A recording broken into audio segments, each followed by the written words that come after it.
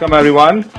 This is the ninth coffee hour and the last one for the academic year 2014-15. And this is meant to be for the directors only. We are going to address how we collect data about the program through a year-end survey. And what you see on the screen is the agenda. And we want to talk about the summit, and there are some announcements that Clark wants to start with, and then he will jump in at the end also. So Clark, if you are ready, go ahead, please. Thanks, Joe. Good morning, everyone. Welcome to the end of the academic year and the end of the fellows season. Thank you all for all of your commitments to the program and all of everything you've done to kind of make it happen. As you all know, the fellows program really works, principally to strengthen your ability, your individual ability to spread entrepreneurship education, and so your management of your local programs and your active leadership is really absolutely essential to the program going forward. So we're interested today to hear a lot from you, and Joe's going to lead a discussion that will hopefully help us to better understand how we can best understand the impact of the fellows program. And so Joe will kind of lead us through that. And that will kind of bring us to the end of the 2014-2015 fellows season. And we feel very good about the accomplishments that we've seen, beginning at the Fellows Summit, continuing through the activity on the Fellows website, and then what you communicated to us through interim reports. And we're looking to kind of continue to build our knowledge of what's happened this year, and then point to next year. We're very excited about next year, and I'll just kind of, make a very brief little announcement, but we do have 19 colleges that will be participating in next year's Coleman Fellows program. There are a couple that will not continue on and a couple new ones that will come on, so I want to, at this time, really thank Mona Olson at Cornell, who's on the line with us, for her leadership at Cornell and contributions from Cornell to the program. And Cornell will not be continuing on. There will continue to be very good entrepreneurship work taking place there. And Dyke is not on the call today for Finlandia, but Finlandia also will not be continuing on it. But, in her absence, we'll just thank her for her efforts and the participation there. Joining us next year will be Canisius College, or I should also say rejoining us. As some of you know, Canisius had previously been part of the program, and they will be rejoining. And then we will have a campus that's brand new to the Fellows program, the University of Massachusetts at Amherst, which will be part of the Fellows program. And then everyone else whose name wasn't called will be continuing on, so we'll have 19 programs going forward, and we actually will have the largest class of fellows, both new and returning fellows. We'll have over 160 faculty members who will be supported through the fellows program, about 60 new fellows and nearly 100 veteran fellows, over 100 actually, including ones that are funded both by the foundation and by the participating institution.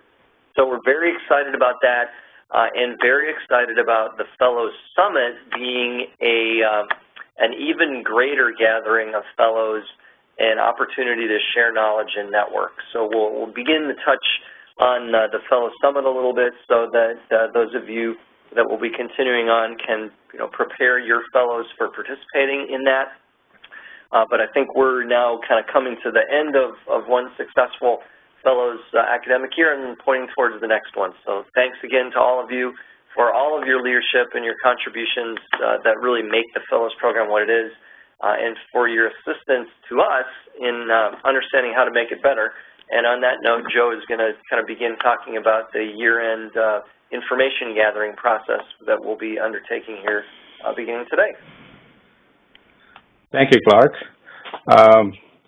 So one of the questions that comes up at the end of this cycle every year is, what is the impact of the Fellows program as you see it, and what are some of the great, compelling stories that you could tell us that will demonstrate the impact of the program on your campus? And the foundation is extremely interested in not just the number of courses courses modified by the fellows and number of lesson plans created or number of students taking classes taught by fellows. But they want to know what that means. Is the attitude towards entrepreneurship within the student body changing? Is the attitude towards starting a business changing? And we don't have a very formalized data gathering process because we are saying we are relying on you to tell us and the foundation as to how this is making an impact in your campus. And there are sort of three elements to this. One is how is the program helping you as an individual gain more champions on campus, across campus, perhaps in departments that you would normally not be able to talk about entrepreneurship with. If I can ask people who are not to mute their phones, or maybe I'll mute it on my end so we don't get static. So if you're not talking, please mute your phones. So going back to the data gathering process here, rather than sending out a survey and saying, okay, answer these 15, 16 questions, this year we were thinking about making you part of this data gathering process. So we look at this as a participative process rather than the foundation sending out a survey, fill out these questions, tell us more details. So I'd like to start the conversation there and really ask for your input as we finalize the instrument. The tool we are using will still be the SurveyMonkey mechanism because it's a nice way to gather data from 20 schools and be able to analyze it in a nice way. But what goes into that survey and what questions go into the survey and what stories go in there is all up to us. So we are collectively saying, here is the impact that we are making on entrepreneurship education. And then that becomes a collage of stories, numbers, and data that we can then tell the foundation, here is what's going on. And when I talk to directors and fellows, we hear this a lot, which is, without the fellows program, we would not have done X. And when the foundation hears that, the follow-up question that I hear back is, well, so what does that mean? What does it mean? Is it moving the needle? How much is it moving? Is the fellows program the cause of that? And it's sort of that context within which we are talking about this. So, and at any point, if you want to jump in, please feel free to do so, because I'm really hoping that this will be a collaborative, participative process rather than one person or two people or the foundation creating a survey. So these are some of the things that, some of the questions that we fielded last year at the end of the academic year, and also midpoint.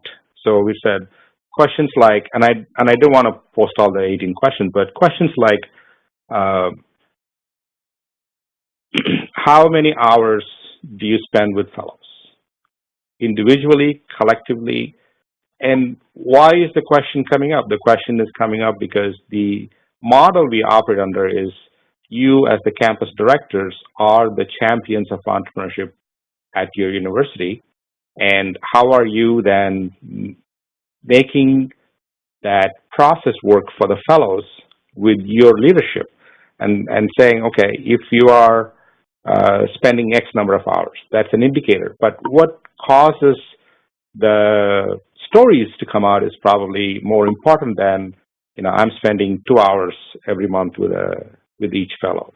So it is the numbers with the stories and the stories with numbers. So and we have heard that many times in many ways, but we wanted to collectively say, okay, here are the things that we are focused on, and our approach with the fellows program has always been modifying existing courses, because we know that in academia, you cannot add another 15, 20 hours to undergraduate degree.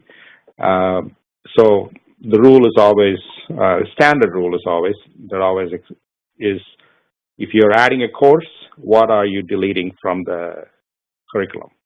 And or if you're adding another 3 hours, 6 hours to the degree, what is the student realistically going to be able to take those 6 hours and do that? We have a comment. Coleman. Go ahead, Clark or Mike. Thanks, Joe. Yeah, I just wanted to kind of jump in and put in a perspective on, I think, what we're looking for today. Today, what we're looking for is your help on designing a process that will best enable you to share your perceptions of the impact of the program with us. So as Joe said, we could just send out the same SurveyMonkey, list of questions, or alternatively, we could send out, something that just is an open text box. But we wanted to run it past you first. We wanted to get your sense as to what's the best way the Foundation can ask a question or engage you to understand the impact of the program. So I think what we want to do, Joe, is just take a few minutes and invite a response to that. What is the best way for us to get from you a clear sense as to the impact of the program? Great segue. Please feel free to jump in and share your comments or thoughts. Joe? Yes. This is Mark Holter. I really enjoyed the concept of the site visits, and in terms of getting a true perspective, I kind of suspect that probably was the richest, and I would love to hear the feedback from the Coleman Foundation folks as to how they thought that process went.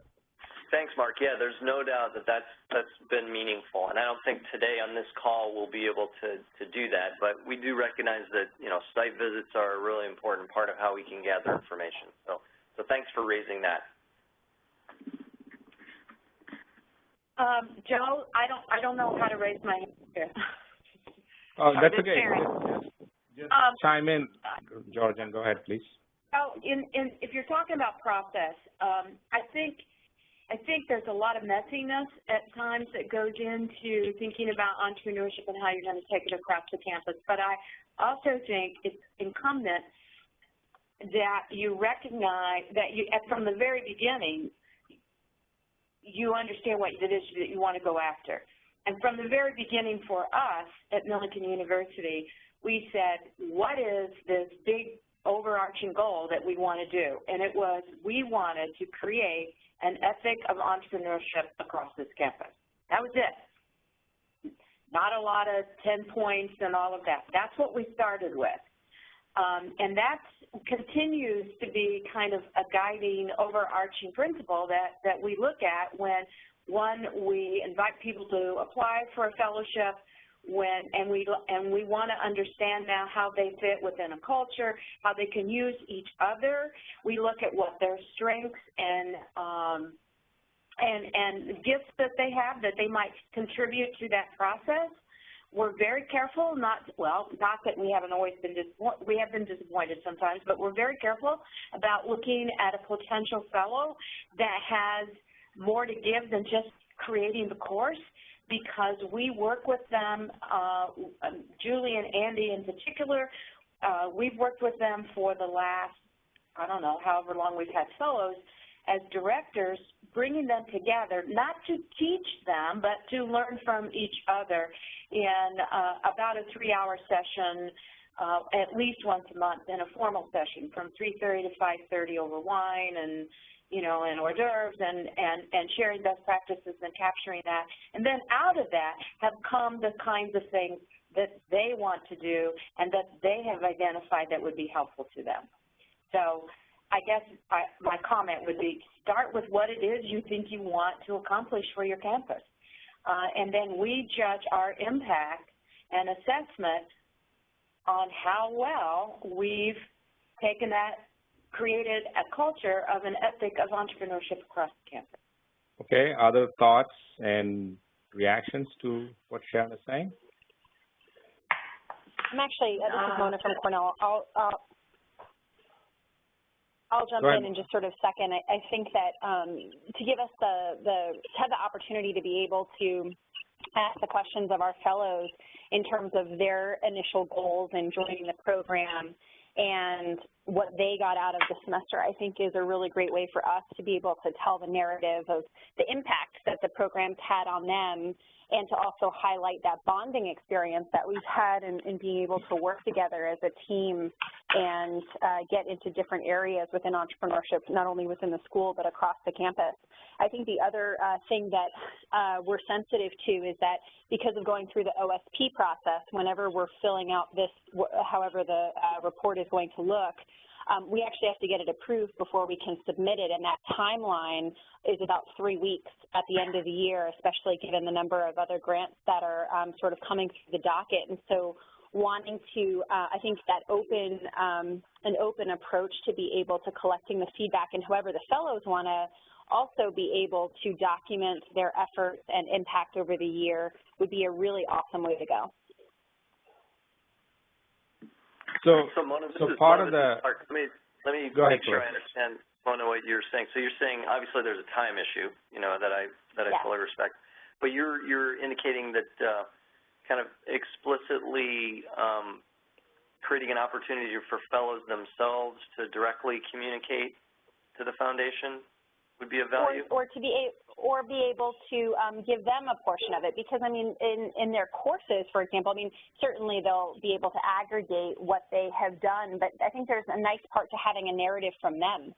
And so we were able to capture them on video. Our video won't be done for like another 2 weeks, but I don't know, I think that's a great way to capture their enthusiasm and also the impact of the experience, but that's not going to come through in a survey other than me putting the link in there. Right. And so if there's a way to demonstrate that way, or for example in some of the projects, like if they've gotten approval from the students to show the exemplar work as a result of the class, especially with one of our fellows who did this event with the Parents Weekend, that would be amazing to be able to incorporate. It goes a lot further beyond the number of students that we impacted as a result of the 3 courses that we influenced. Yeah, gotcha. Okay, thank you. You're welcome. Great. ISU? I completely concur, and with some excitement, I like the idea that we're moving a little bit away from the numbers, because I agree that the SurveyMonkey numbers probably don't encapsulate what's really, really important. Maybe right at first it's important to know how many students you impact and some of the detailed things, but it's hard to capture the behavioral changes, and that's what we're going to have to struggle to try and capture. And I'm going to use one example. 2 days ago I was at a meeting, and my dean looked at me and said, "Can your Coleman Fellows take this task on?" The task didn't matter as much as the fact that we're on the radar scope now, and I don't quite know how to encapsulate that in feedback. And I think the more open the response, the better off we're all going to be. Thanks, Mark. Thanks, Mark. Jerry, go ahead. Going back to where you're starting in terms of how you might set the questionnaire up to get this, probably, I mean, I think a pretty direct approach is workable here. If what you're doing is you put in at probably at the end of the survey a open-ended question, give us one or two stories about student success based on the Fellows Program.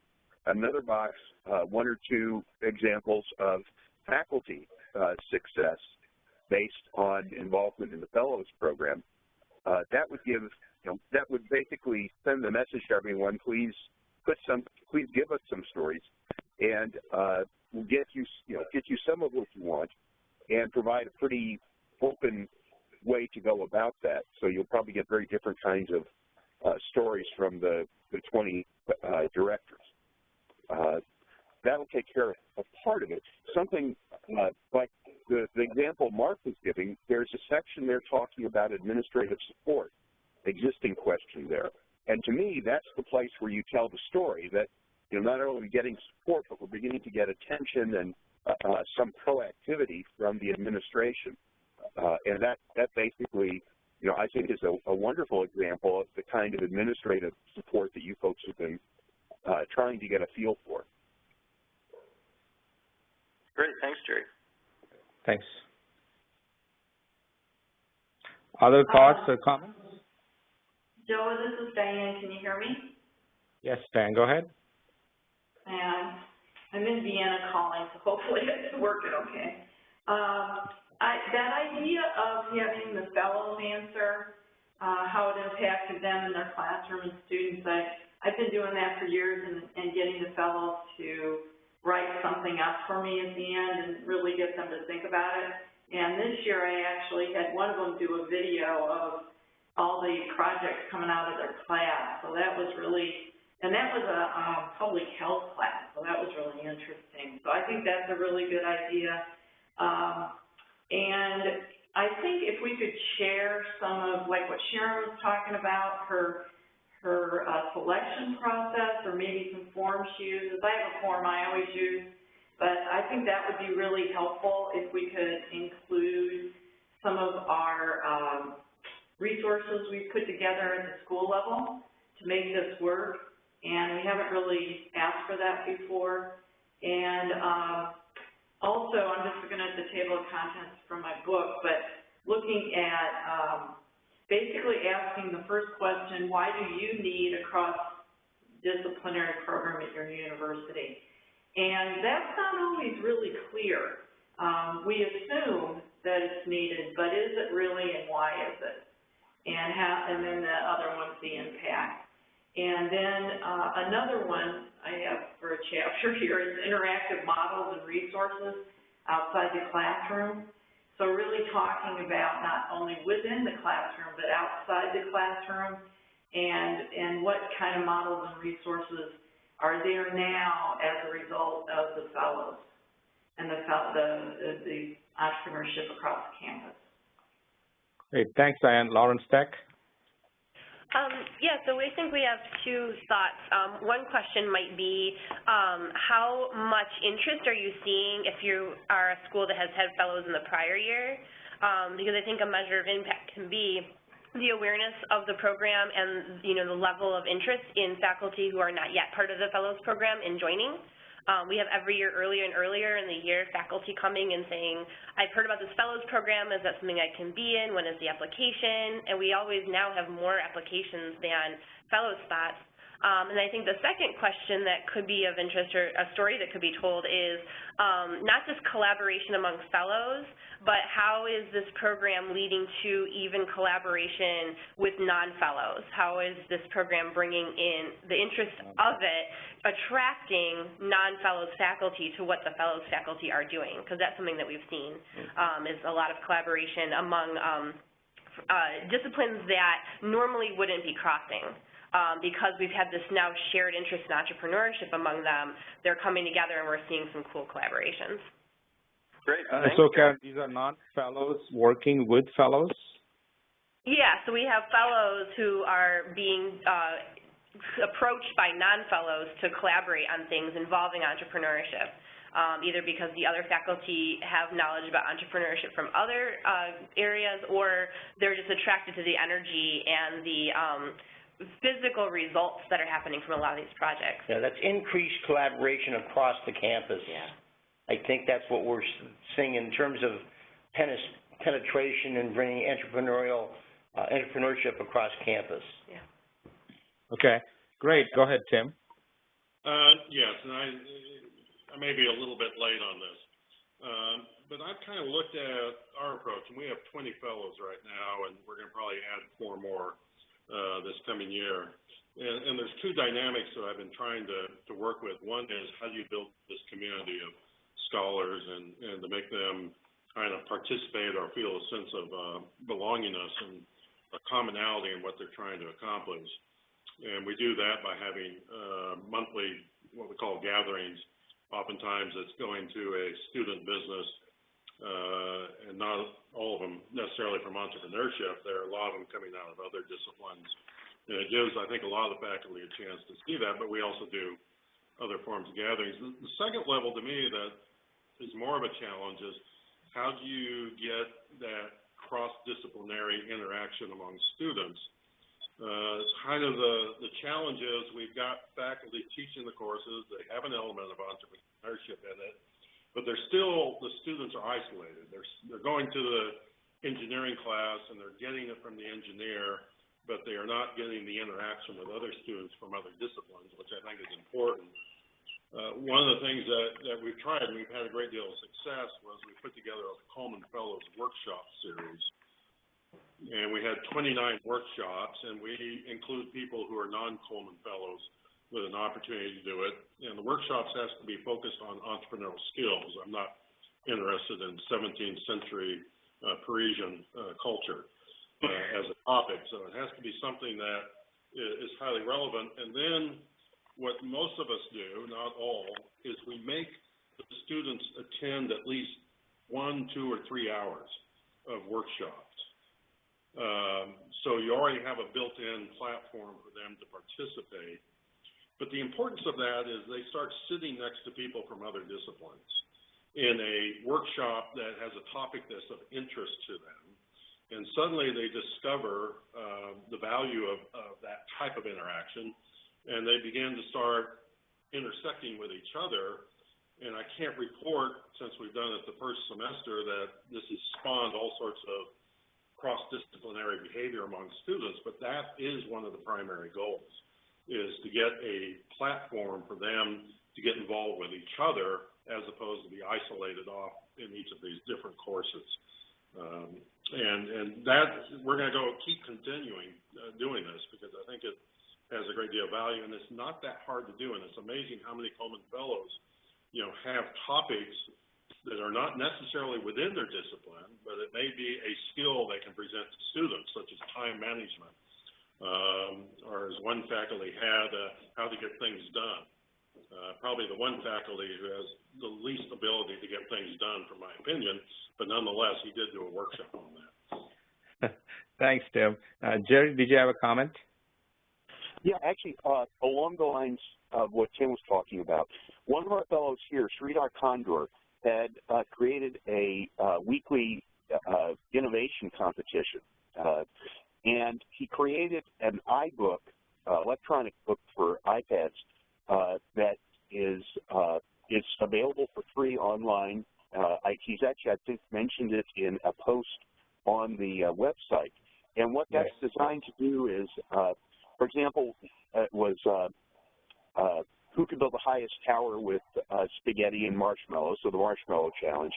But every week it's a different activity. The requirement is that the teams have to be cross-department or cross-disciplinary.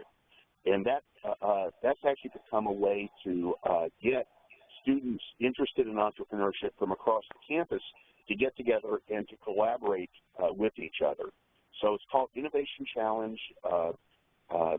Sridhar Kondor from SLU is the person, and they've now had 4 years of where every week it's a different challenge, and all of those are posted online.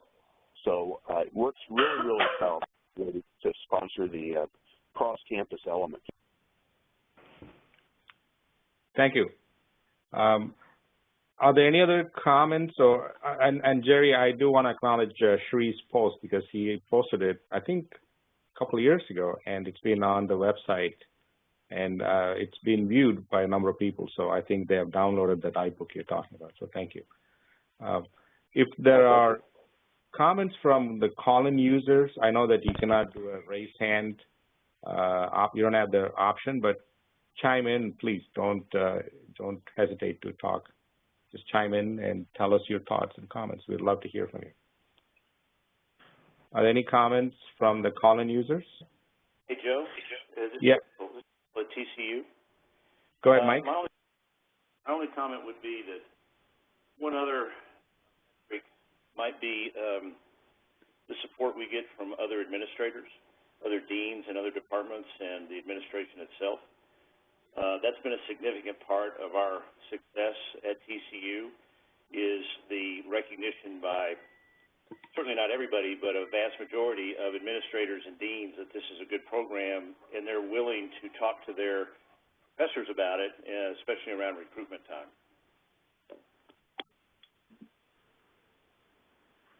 Okay, cool. Joe, I have one more thing, Diane. Go ahead, Diane. I think it's important to put in if we have been able to get external money for the program from the university.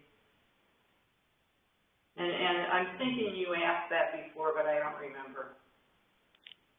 Say that again. I missed the first part of the question. I think it would be helpful, and you may already have a question like this, but about have we been able to secure external funds for outside of Coleman from the university or other places, I guess, for support of the program? So in other words, is the university pitching in? Okay, great. We haven't included a question like that before, specifically to external sources, but we'll definitely, that makes sense. So you're not only getting money from the Coleman Foundation, you're leveraging that to get support and dollars from other external sources. So I have another comment here from Webster. Joe, and the university. And the university, yes. Did you get that? Yeah. Okay. Go ahead, Barrett or Chris, go ahead. Yeah, Joe, thanks. And I am here with Chris Hegovic, who is going to be the co-director for us from next year with me for the grant. And the cool thing is the fact that he is not from the business school, which I think is what we're trying to do more and more here.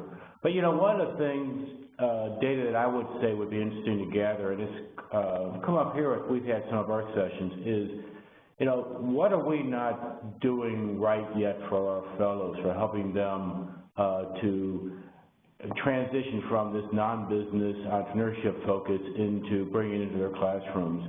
And I think as a foundation, it would be nice for you to ask us and for us to openly admit, what have we not been doing well yet, and how can we find ways to get that information to current schools, other schools, as they too are coming up with some of these same challenges. I don't know if we as directors do that openly. I think we're sometimes afraid to say what we're not doing well, but I think the foundation would benefit a lot, this program would benefit a lot if we all would have that question and openly answer, what is it that we really wanted to do, but, you know, we haven't been able to do it, and for whatever reasons it might be. Thanks, Brett. Yeah, that's a great point, because we don't want to make this all about what the foundation wants. What are some of the things that you would like to do for entrepreneurship yourself? Because the foundation is enhancing our ability to do this, but is there things that you wanted to do and could not do for whatever reason? So great, we'll definitely think about that. Are there any other comments or questions on the topic? Go ahead. Yes, go ahead. One more thing I've noticed over the years that there's a difference when there's the Coleman people in the room, when the directors talk, than when they're not there. And I think it might be helpful, not that I don't love them all, because I do, of course, but it might be helpful when we have the summit, if we had like a couple hours just in the room with the other directors and no one else there. You hear that, Coleman? Yeah, Mark, sorry, Clark. That's a good idea.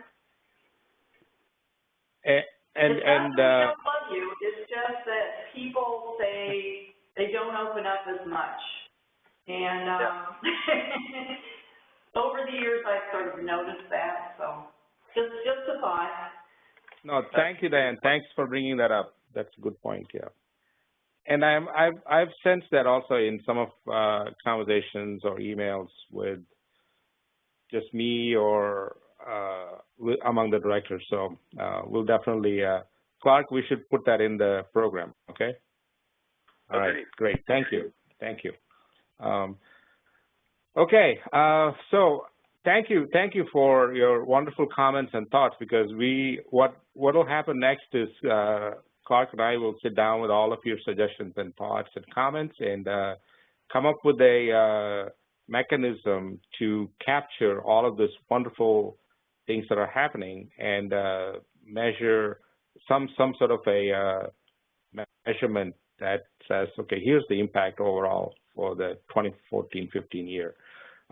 So the next slide is basically a few more questions. I'm going to skip through that. So I'd like to now switch topics and go to the, go ahead, Clark. Yeah, I just want to kind of cap off that last topic because we understand the time pressures, and we understand you guys are going to be leaving campus, very soon if you haven't already in some instances. I think, Joe, we wanted to communicate that the deadline for sending in a response to what we will ask is going to be extended. So we're going to extend that to the end of June. So I think in the current contract we were saying it was June 15th, but it will now be at the end of June. And Joe and I will get that request out to you next week, and hopefully in the early part of next week, recognizing we got a holiday week. But we want you to be able to get to work on that very quickly. And I want to echo Joe's point. I appreciate the comments from everyone. And actually, some of the comments that were made and the recommendations that were made are very closely aligned to the direction that we were going in. So that's actually good to hear. So what you will be receiving, I think, will not be surprising in light of what you've shared with us today. But we'll get that request, that final report request out to you next week, and look forward to hearing back from you by the end of June.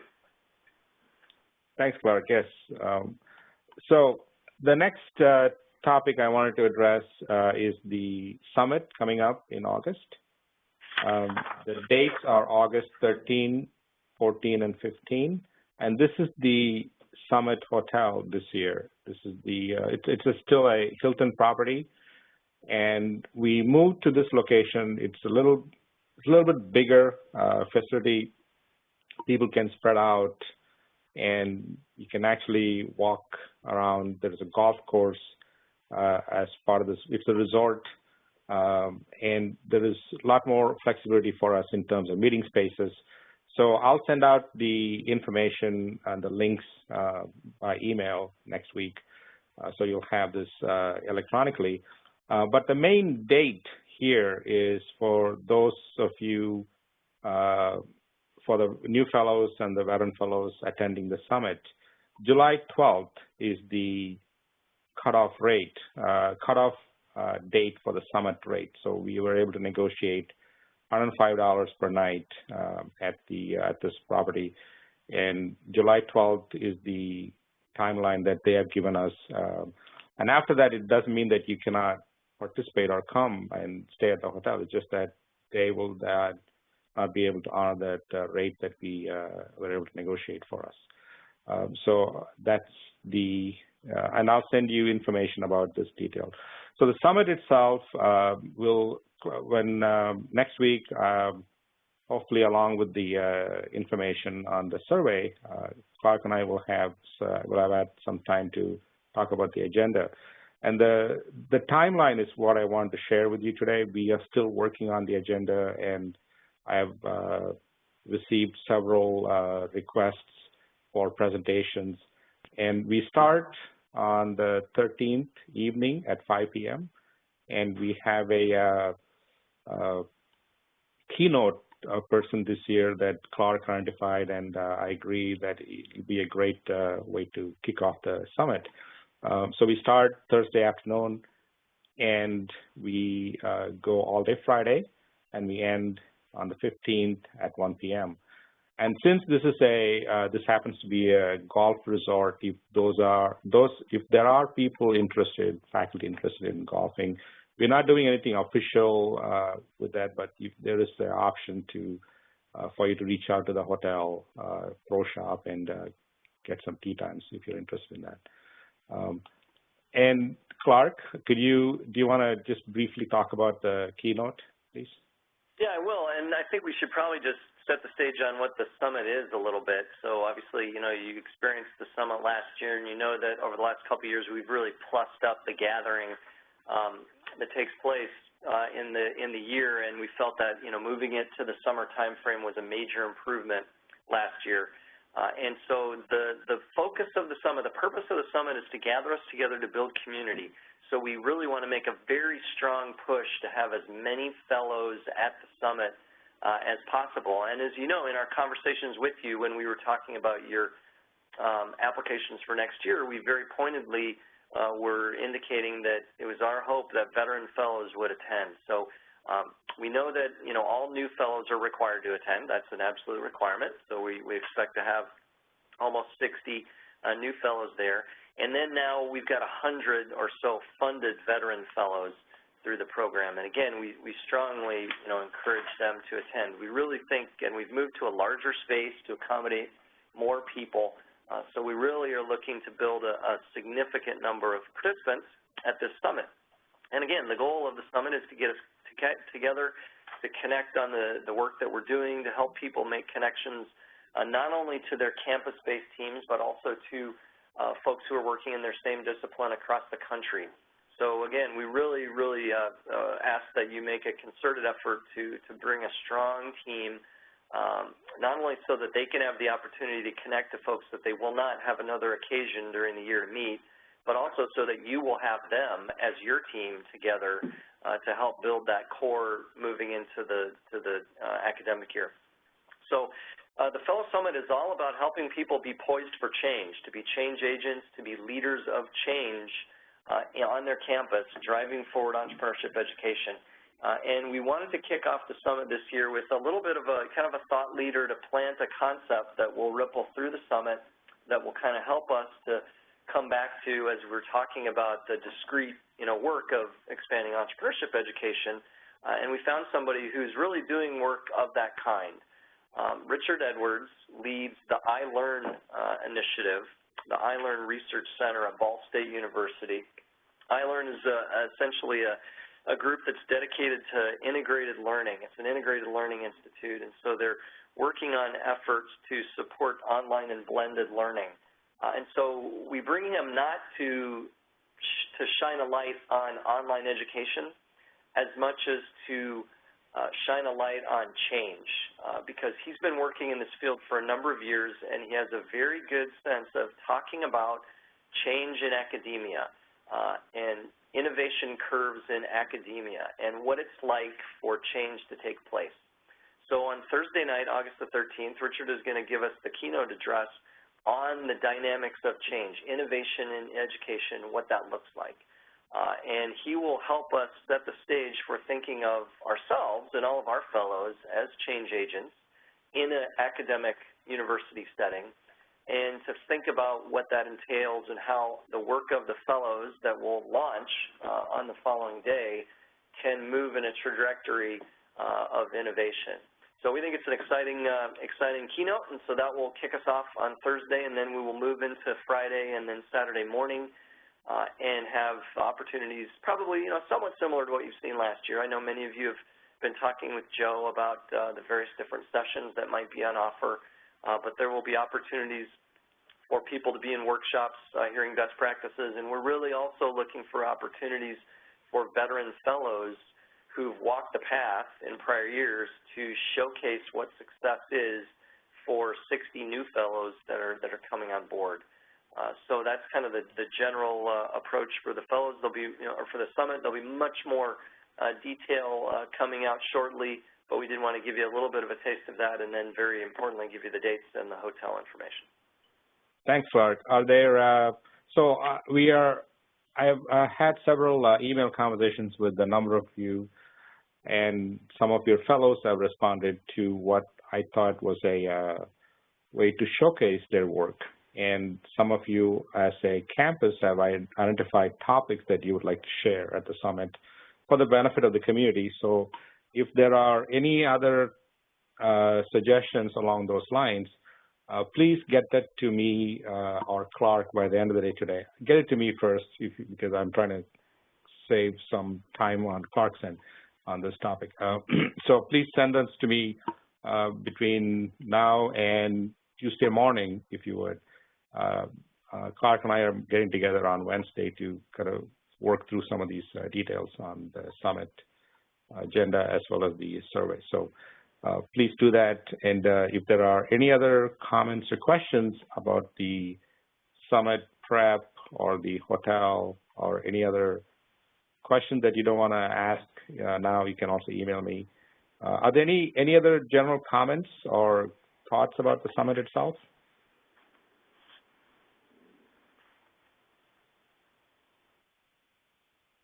So can you tell us exactly where it is? Because on the sheet that we got one that it was in Lisle and one that it is in Bloomington. No, it is this year. The summit will be held in the Hilton Chicago Indian Lakes Resort, which is in Bloomingdale, Illinois, not Bloomington. Okay. It's still a suburb of Chicago. Yeah, the western suburbs of Chicago. It's probably a little bit, just marginally farther away from the airports than the prior site, but it's in the same general vicinity in the western suburbs of Chicago. Okay, perfect. Thank you. Thank you. I think there's a question from UNC. Steve, you have a question or a comment? Yes, thank you. Clark, just wondering, since we're recruiting or trying to recruit a number of veteran fellows to attend the summit, is there going to be a track just for the veteran fellows regarding content design just for them? Yeah, that's a great question, Stephen. And last year we had a veterans-only session that was really geared towards kind of sharing and trying to encourage best practices. We're trying to find ways to do that at this summit that'll probably look a little bit different, but there definitely is going to be an opportunity for veteran fellows to share and connect with one another. Is there a kind of a specific type of content or area that you would look for in that regard? I think that's an interesting question. Thank you for working on this. It's hard to say whether it should be by subject, like humanities, arts versus sciences, or whether it should be more of a thematic in terms of like propensity or mindset versus research skills or any other more functional aspects of teaching. Yeah. So that's a good question. I'm not exactly sure. I'm just wondering if we actually try to recruit more veteran fellows to attend, if there is something for them besides their role as potential mentors for the new fellows. Yeah, we're hoping that kind of we're hoping first of all there will be variety so that folks will find things that are relevant to them. We're also anticipating an element of the summit that will enable folks to kind of suggest opportunities or design a little bit of their own concepts, so kind of a unconference type direction. So we're formalizing that, but I think there will be the occasion and the opportunity, and we'll kind of facilitate the opportunity for folks to connect on things that will be meaningful to them. All right, cool. Thank you, Clark. And Steve, what I would add to the comment is for veteran fellows and new fellows, this would be an opportunity for them to list it as a professional development activity. So several schools have done that in the past. They list this as okay, this is part of my portfolio for the next year, and this is a presentation that I did with a group of faculty. So, and one of the challenges is also we're trying to keep this a sort of a mixed format. We want to keep this as a unconference atmosphere, but at the same time allow for sessions and tracks. So that's a challenge that we're working through. So we will get back to you next week. Any other thoughts? Diane again. Go, Diane, please. One challenge, because we need to be honest, right, on this, is I think I'm probably not the only director has had a challenge in getting past fellows to come for a couple reasons. And one of those is they've gone to some summits that they haven't gotten a lot out of. And then when I talk to them about going to it again, they're like, oh, no way, kind of thing. And I think if we could get the agenda out to them so we could send it out ahead of time, they may have more interest, because there's been a lot of differentiation in what we've done at these summits. all the way from having, you know, I'm thinking of the Drucker Summit versus some of the other summits, and some were well received by the fellows and some weren't as well received by the fellows. So I think giving them agenda ahead of time, and then a lot of them want to use, especially if they're a veteran fellow, they want to use the $2,000 to go to USASB or SBI or another national entrepreneurship conference, and if they use 1,000 of that to go to Chicago, they've only got 1,000 left, and that's been another challenge because at some universities like mine, they don't have conference money except through us, and so that's another issue that I've ran into.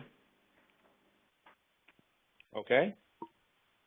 We will take that into advisement, and you're right. The challenge has always been when we decoupled from the CEO conference, so we didn't combine that, and so we are trying different formats, and also we recognize that we are dealing with adult learners as opposed to students, and we have a challenge of trying to satisfy a broad segment of faculty.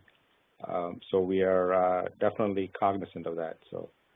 And the rates for USASB and some of these conferences have gone way up, and so, you know, if they've got $1,000 to use, and the conference rate's already $750, it's hard for them to figure out how to get there if they want to go to that too. Yeah, thanks, Diane. This is Clark. We will definitely get the agenda out as quickly as we can. We recognize that that's important. And we have tried to keep the cost of the Fellows Summit very low. So, it is low. $105 is great for a hotel room in Chicago. Yeah, so I think it's an opportunity. But we totally recognize, you know, that people have, you know, alternatives they're looking at. So we do think that, and hopefully you all will agree, that last year's summit was kind of an order of magnitude change in experience for folks.